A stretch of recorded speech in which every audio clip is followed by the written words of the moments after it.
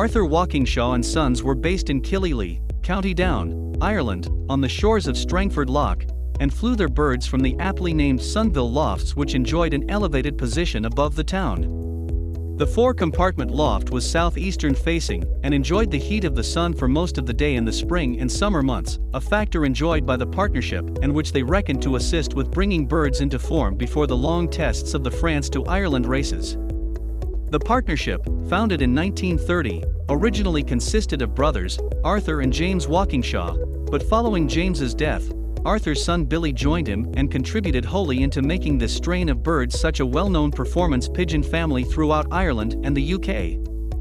Arthur had lived and worked in Workington, Cumbria for a number of years, where he also originally kept pigeons. During his stay there, he met the famous Scottish flyer, John Kirkpatrick, from whom he attained pigeons. These were the best of the Kirkpatrick pigeons, which were already making a huge name for themselves at the distance from race points throughout the UK and France. These Kirkpatrick pigeons were combined with Arthur's original family of Barkergits to produce what we now refer to as the Walkingshaw strain of pigeons. There has been much debate about the background breeding of the Walkingshaw birds. The trademark colour of ash, as it is known in Ireland, or silver, as it is mostly referred to in the UK, is almost unique in modern breeds to both the Walkingshaw and Barker strains, and many other families were based on an oldish hen, which were preferred above all else for the stock loft. Typically, the birds were normally paired in March and only birds that had flown France were allowed to hatch eggs at the Walkingshaw lofts, but when you see the performances below, you will realize that this still constituted a large number of pigeons at the lofts. The dam of the loft was a 1956 red Kirkpatrick hen who had flown 15th Open Les Sables, 570 miles. She was paired to a Barker pigeon, a son of which flew Les Sables 3 times in the prizes and from Nantes twice.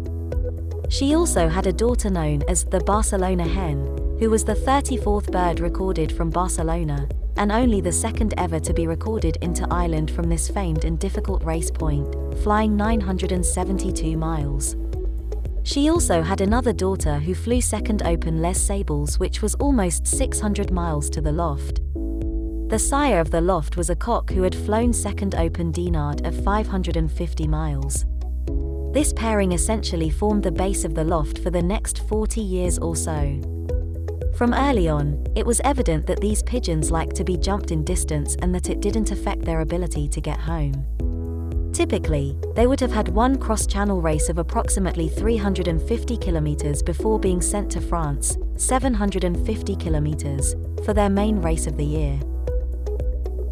Following the deaths of the Walkingshaw family, the birds were dispersed far and wide and can be found the length and breadth of not just our island, but also in the UK.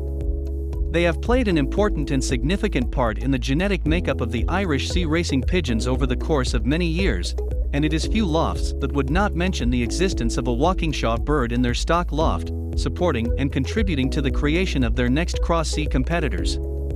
As for the selection of birds, this took place over a period of 40 years and consists solely of the survivors from races that were across the water from either UK or French race points.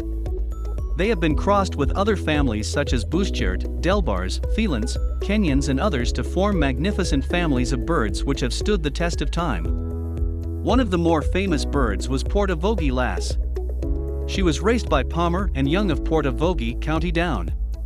She won the 1996 Miller Gold Cup, being the only bird on the day from France. She was a pure Walkingshaw. Other birds with Portavogie Lass connections was a daughter, named Blenhill Lass, who won First Open from France, and a daughter of hers called No Problem, who had 11 firsts including First Club, 4th Open from Picoville and First Club, 26th Open from the Portland National.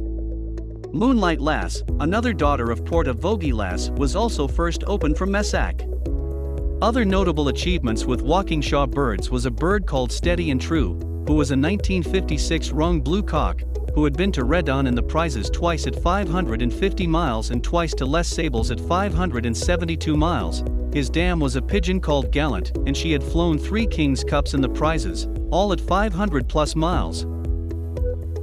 There was also a 1957 blue checkered hen who was second Open in the King's Cup, which had also flown Redon and Les Sables. Her sire and dam had both flown 2 King's Cups also.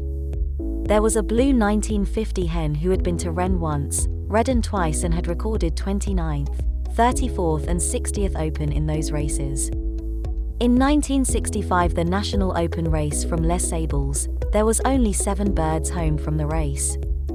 2 of these birds were flown by the Walkingshaw partnership. These French racing points proved to be the ultimate test for many of these pigeons, and some of the more significant results and performers from the family were uncovered by these marathon tests.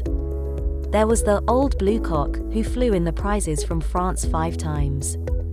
In 1966, the partnership flew the Dinard race and recorded 1st, 2nd, 4th and 10th section as well as 2nd and 23rd Open in 1969. In 1958, they flew Les Sables in 2nd, 3rd and 15th Open positions. In the early 1990s, following the clearance sale of the Walkingshaw birds, it was known that Billy Walkingshaw had held onto a few old favourites. One evening, within a few weeks, one of these old favourites disappeared from the loft. Not wanting to lose any more of these birds, he decided to part with these last few pigeons of the strain he and father had painstakingly built over a 50-year period. He turned to his friends the Murphy brothers at Killalea. He brought them 2 cocks and a hen, with the sentiments that as he ever wanted to get the heart of his pigeon genetics back again, that they would be in easy reach. These 3 birds went on to found another great distance family for the Murphy brothers, which endures to this day.